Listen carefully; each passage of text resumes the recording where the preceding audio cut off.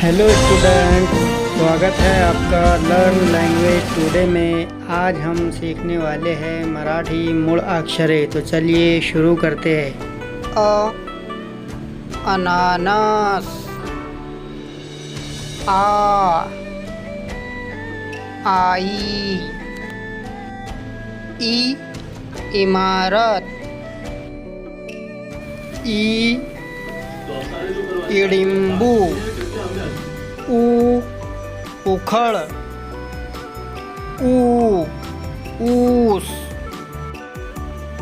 ए एड़का, ऐरन, ओ ओट, औषध, अंगठी, तोता। आज का लेसन हमारा ख़त्म हुआ। फिर मिलेंगे अगले वीडियो में। दोस्तों, अगर आपने हमारे चैनल को सब्सक्राइब नहीं किया तो सब्सक्राइब कीजिए, लाइक कीजिए और शेयर कीजिए।